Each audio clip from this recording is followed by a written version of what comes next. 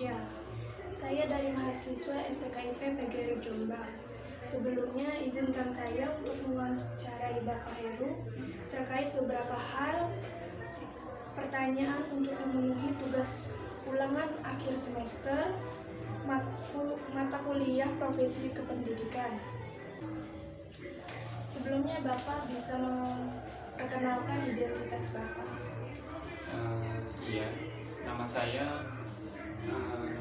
asli saya, lengkap saya yaitu Heru Kalilator. Saya mengajar sebagai guru madrasah Sanawiyah Negeri 13 Jombang yang beralamatkan Sembung, Kecamatan Perak, Kabupaten Jombang. Saya mengajar mengampu pelajaran bahasa Indonesia. Ya, itu saja dari saya. Dan dulu saya juga pernah belajar sarjana saya yaitu S1-nya yaitu lulusan dari STKIP PGRI Jombang. S1 saya mendapatkan gelar sarjana di STKIP PGRI Jombang. Bagaimana pendapat Bapak mengenai pedagogi guru? Pedagogi guru yaitu salah satunya yang harus didapat, yang harus peserta didik atau guru bisa mengetahui beberapa hal yang ada di dalam pembelajaran, baik di sekolahan atau di lingkungan sekolahan, atau anak itu bakat atau enggak bakatnya. Biasanya kan seorang guru itu harus mengetahui dari sisi anak ini kalau ada banyak hal, karena yang manusia itu diciptakan berbeda-beda karakternya. Itu ada yang cerdas di akademik tapi lemah di kompetensinya. Biasanya anak itu bakatnya di olahraga atau di seninya, tapi di bakat untuk beda-beda akademik dari sisi matematikanya atau yang lainnya, bahkan yang seninya lebih menonjol, itu kan guru itu bisa mengetahui dari sisi itu. Karena paling tidak sekarang penilaian K13, apalagi kurikulum sekarang K13 atau kurikulum Merdeka, itu biasanya ada penilaian. Kalau di rapat itu ada penilaian intelektual atau pengetahuan, dan penilaian yang dinamakan penilaian keterampilan. Bisa dilihatkan dari situ, kalau pengetahuannya lemah tapi keterampilannya itu lebih, berarti anak itu masih didapatkan, masih memungkinkan untuk bisa layak. Kalau anak itu memang lemah, kan ada remedi, nggak ada yang namanya anak itu benar nggak naik kelas, nggak ada. Sekarang nggak ada. Ya itu sih, kalau dewan guru atau guru kalau menilai dari sisi pengetahuannya saja, itu nanti takutnya siswa itu besok bakatnya jadi artis. Seperti Raffi Ahmad itu kurang berbakat untuk pengetahuan matematikanya, tapi dia sukses menjadi sultan, menjadi artis. Karena apa? Jiwa sosialnya, jiwa kebersamaannya merekrut menjadi seorang figuran. Dia memang bakatnya di situ. Kalau Raffi untuk jadi bisnismen yang seperti kontraktor besar, seperti membuat jalan besar, jembatan yang mewah atau gedung, ya kurang. Tapi bakatnya memang di artis. Guru paling enggak ya seperti itu, taunya seperti itu. Ya paling enggak biasanya itu biasanya kelemahan dari anak yang pengetahuannya kurang, sulit untuk diajak berpikir, itu biasanya mudah untuk diajak bekerja sama. Disuruh untuk ambil itu, biasanya langsung cekatan, langsung cepat. Kalau beda lagi dengan anak yang cerdas, biasanya kalau diajak disuruh itu agak sulit, karena dia merasa dirinya sudah pandai. Ya paling enggak pedagogik seperti itulah. Bagaimana pendapat Bapak mengenai kompetensi kepribadian guru? Kompetensi kepribadian guru, kepribadian guru yaitu salah satunya, paling enggak guru itu wajib ditiru karena tauladan yang baik. Karena tauladan itu paling enggak guru itu mencontohkan yang baik.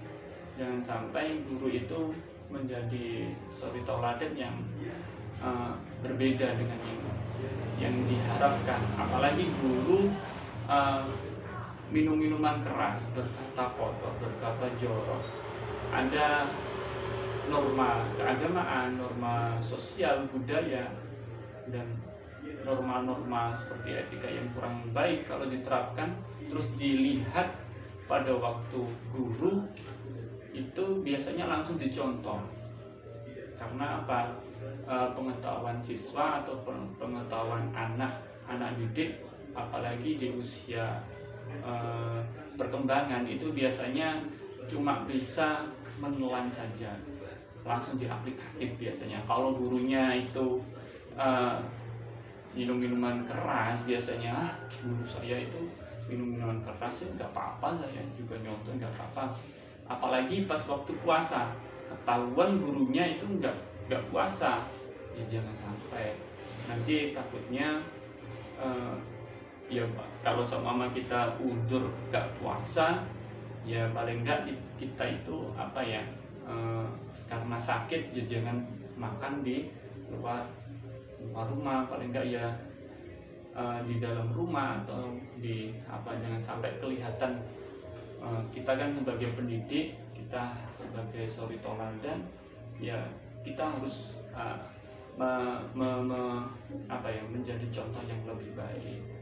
Paling enggak norma kesopanan, kesantunan, berbicara yang sopan, nanti kita akan disegani paling enggak. Dari salah satu, kalau kita berkata jujur, berkata baik, kita mempelajari. Kalau anak didik kita berkata sopan, jujur, dan ya paling enggak nanti peserta didik kita akan lebih menghormati kita, daripada kita kepinginnya kita itu mentang-mentang kita itu kepinginnya dihargai, diwibawai, tapi kita dengan cara yang jutek, yang kasar. Pendidikan seperti itu jangan sampai. Yang penting kita bisa menghargai anaknya, dituturi, dikasih informasi yang baik. Anak ini seperti ini, kalau kita berbuat baik mendapatkan kebaikan, dan seterusnya. Itu salah satu, yaitu kita harus tahu kepribadian guru. Paling enggak kita itu sebagai contoh yang guru. Kalau orang tua itu pemabuk, orang tua itu mencuri, paling enggak anaknya dapat pendidikan di situ. Apalagi guru sebagai orang tua kedua, ya paling enggak yang baik, yang prestasinya yang baik-baik. Itu aja. Itu dari saya. Kalau dari pertanyaan kompetensi kepribadian guru, apalagi di sekolahan, jangan sampai merokok di luar, di dalam ruang kalau bisa. Karena paling enggak itu moral yang diserap itu lebih sulit daripada Maksudnya lebih sulitnya itu lebih sulit untuk dihapus memorinya daripada sebuah tamparan gitu. Kalau seumpama ditampar, kalau sakit ya sudah, tapi sakitnya itu masih membekas. Tapi kesalahan kalau seumpama merokok, berpakaian yang kurang baik, itu yang itu moral agak sulit untuk dihapus. Karena apa? Karena mainnya alam bawah sadar. Tuh. Ada lagi? Tidak ada. Bagaimana menurut Bapak mengenai kepribadian guru, keprofesionalan guru? Keprofesionalan guru, iya. Keprofesionalan guru itu sangat penting. Pentingnya itu apa? Guru itu sebagai pendidik. Kalau kita kan sebagai diajarkan sebagai pendidik bahasa Indonesia, ya kita harus mengetahui dan memahami apa yang didapat dari apa yang mau disampaikan tentang pembelajaran yang akan disalurkan kepada siswa itu. Berbeda lagi kalau seumpama kita itu belajar bahasa Indonesia, babnya itu tentang puisi atau tentang keaktoran atau tentang apa, berkata sosial media yang baik, itu kan berbeda. Ya paling enggak kita harus mampu dan mengetahui sumber dan yang penting lah, salah satunya yaitu memang upgrade. Guru itu harus diperbarui karena ilmu itu kan langsung terus berkembang. Ilmu itu berkembang, adanya kurikulum K13, adanya kurikulum Merdeka, itu guru harus di-upgrade, diperbarui. Jangan sampai KTSP yang nggak boleh. Harus ada yang namanya seminar, adanya webinar, ada yang namanya workshop, supaya keprofesionalitasan guru itu biar tahu, biar lebih fresh. Jangan sampai kita itu cuma mengajarkan, cuma suruh membaca dan mengerjakan, tapi nggak ada yang namanya kreativitas dari guru itu tersebut. Nanti siswa akan bosan, boring, takutnya seperti itu. Dan nanti kita nggak menjadi yang namanya guru yang namanya guru istimewa. Kita akan ditinggalkan seperti itu. Takutnya kan seperti itu. Ya bukannya takut, tapi kita itu sudah dijadikan yang namanya public figure. Paling enggak public figure-nya anak-anak. Paling enggak dari penampilan yang wangi, yang bagus, jangan enggak mandi tapi yang bagus. Nanti kita itu akan disorot. Karena apa? Otomatis kalau kita berpenampilan baik, nanti anak-anak melihat kita itu enggak yang namanya enggak bosan. Jadi seperti itu keprofesionalitas guru. Enggak dikejar yang namanya yang penting kita menyampaikan ilmu seperti ini, tapi nantinya malah enggak nyaman anak-anak. Memang cerdas, memang bisa, tapi keprofesionalan yang lebih baik. Ya salah satunya keilmuan. Ya mudah sih kalau kita orang normal, mudah ya, cuma dibaca sekilas.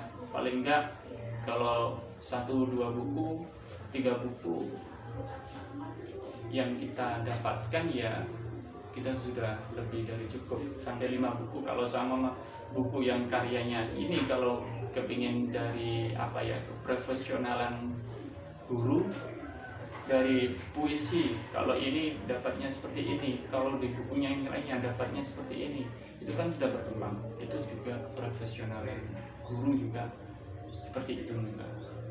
Nah, itu. Bagaimana pendapat Bapak mengenai kompetensi sosial guru? Kompetensi sosial guru berarti sosial guru berarti kan menyangkut tentang yang namanya kita bukan makhluk individu gitu aja. Berarti kita itu masih membutuhkan seseorang sosial.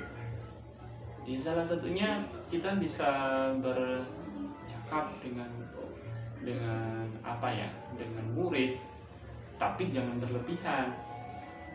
Berlebihan maksudnya jangan sampai murid itu mengecap kita sebagai teman. Jangan sampai berlebihan, tapi kita harus mempunyai yang namanya wibawa antara guru dan wibawa dengan murid. Itu pasti. Jangan sampai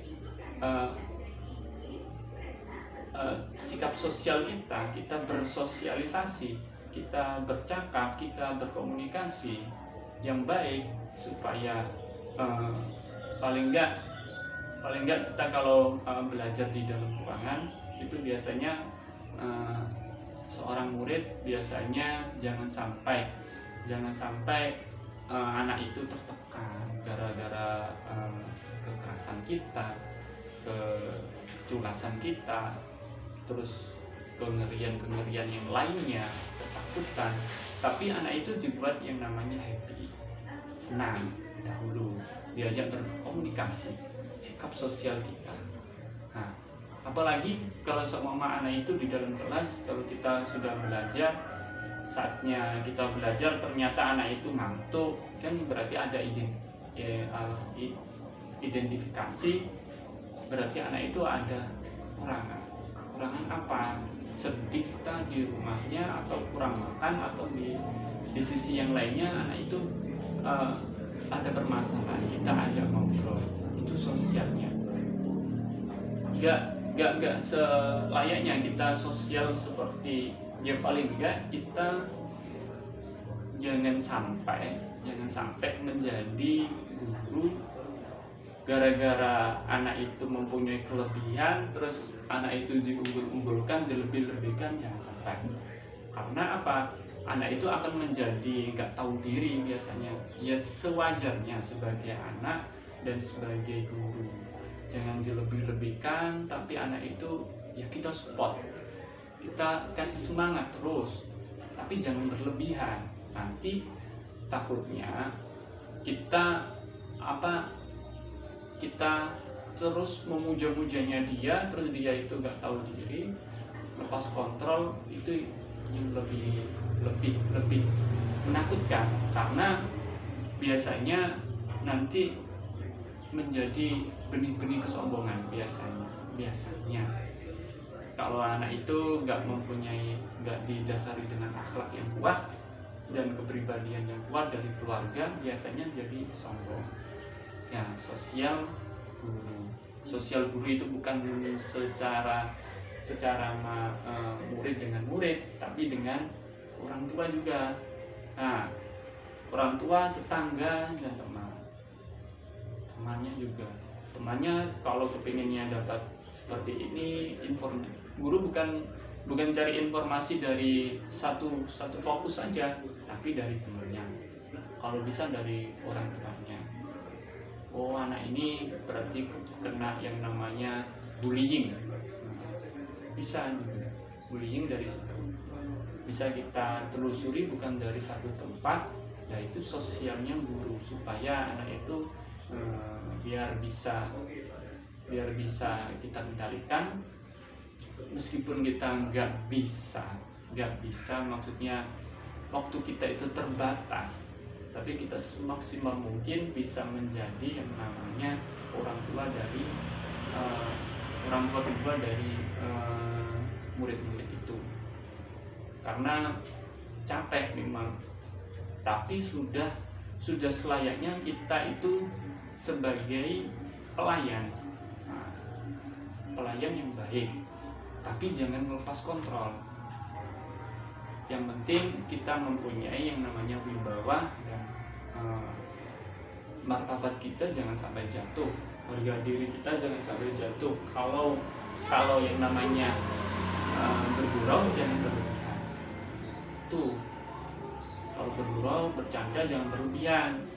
Jangan kata-kata yang normal seperti apa, kata-kata yang kotor, yang jorok jangan dipakai.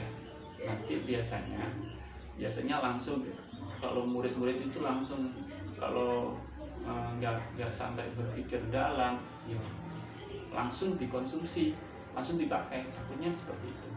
Yang sosial itu penting, sangat penting, tapi dikontrol. Itu aja dari saya. Bagaimana pendapat Bapak tentang cara memperoleh sertifikasi guru?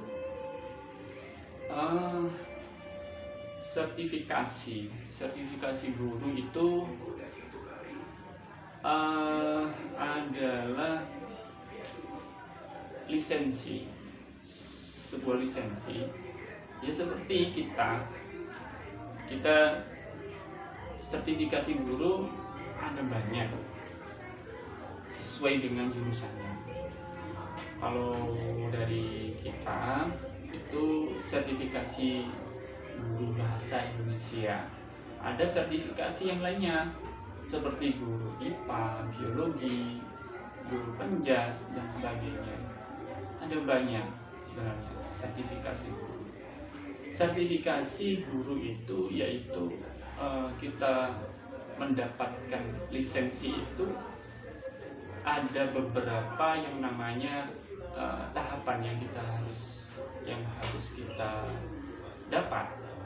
Nah, sertifikasi guru itu baik yang guru swasta atau yang guru negeri itu bisa mendapatkan. Memang di Indonesia ini sertifikasi yang selayaknya itu masih dapat di kependidikan seperti guru. Kalau di kesehatan masih belum bisa, cuma guru aja. Sertifikasi lisensi keprofesian guru itu yang namanya dapat penghargaan lelah, yaitu dapat uang, biasanya imbal baliknya uang, supaya guru itu lebih profesional, nanti diangkat lagi supaya guru itu diupgrade keilmuannya, supaya guru itu gak ketertinggalan. Paling enggak dengan uang-uang yang sudah dapat dari sertifikasi itu, guru itu bisa meningkatkan levelnya lagi. Paling enggak bisa beli buku yang harganya, kalau enggak dapat gaji yang dari sertifikasi itu, bisa untuk ditingkatkan lagi kemampuannya. Seperti apa?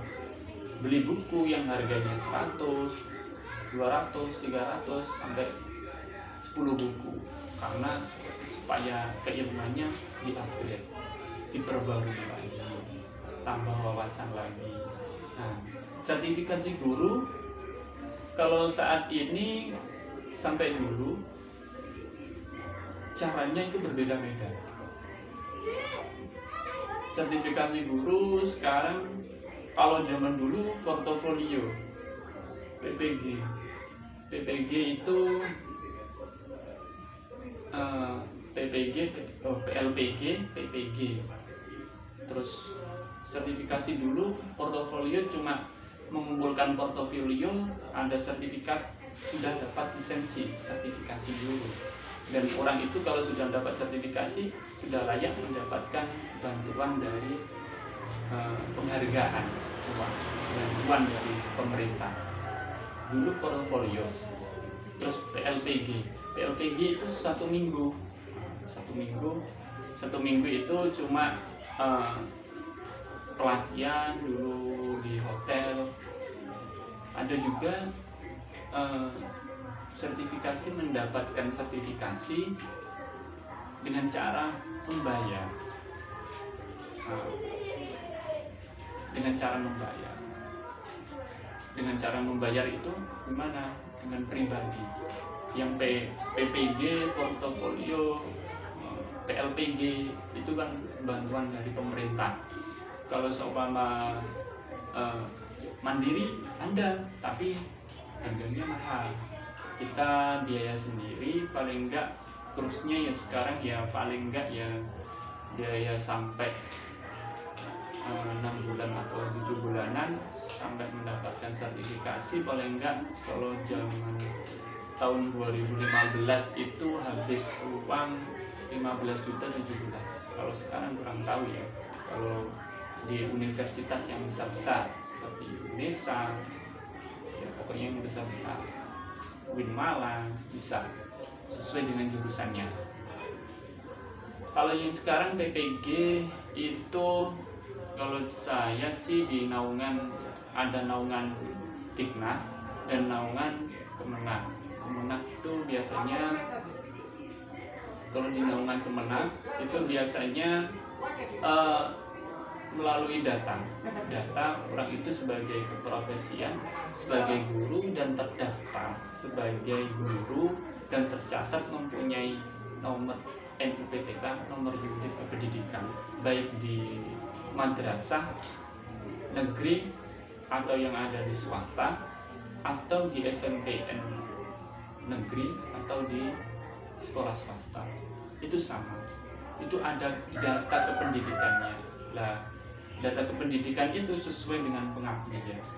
Kalau sudah pengabdian nanti selang berapa tahun, biasanya 2-3 tahun sudah dipanggil sebagai profesia dan dijadikan yang namanya sebagai mahasiswa sertifikasi.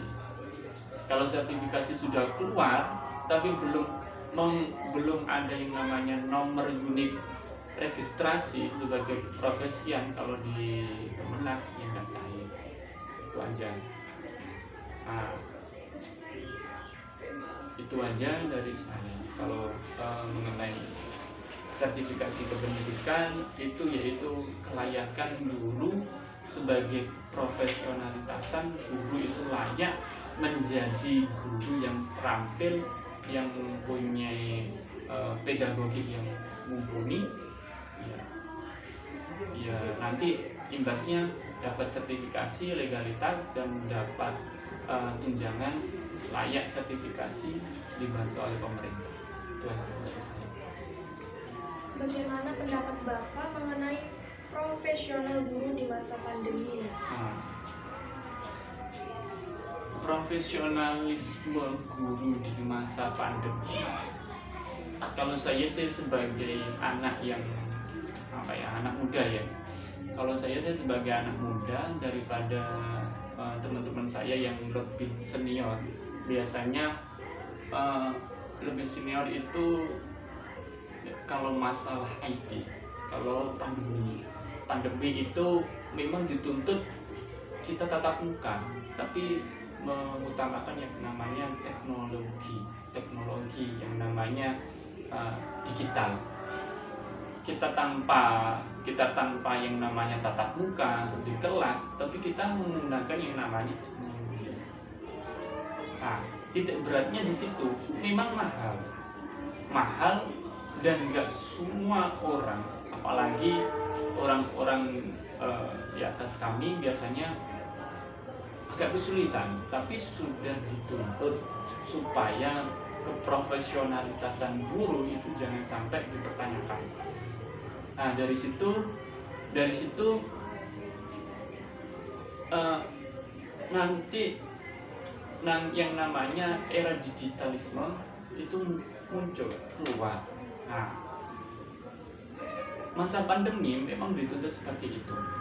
Kita tanpa yang namanya supaya kita itu dimanapun berada, kita itu bisa bertatap muka, tapi menggunakan yang namanya digitalisme itu, digitalisasi yang namanya Zoom meeting atau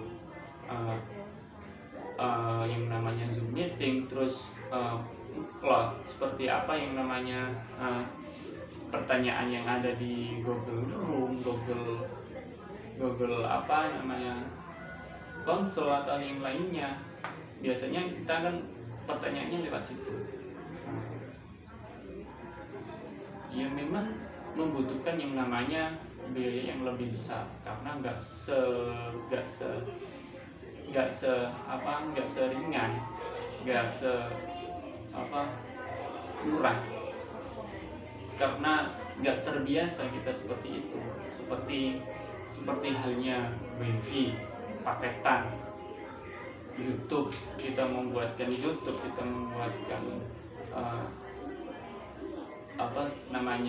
ruang untuk bertatap muka di sebuah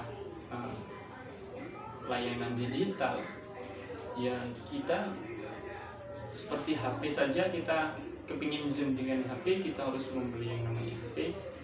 Apalagi kalau lebih tinggi lagi, kita harus mempunyai laptop, dan paling tidak HP juga kita harus mempunyai paketan.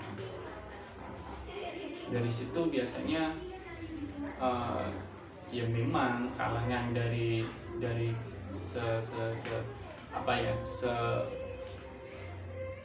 saat ini yang memang seperti itu. Tapi alangkah baiknya yang memang lebih baik,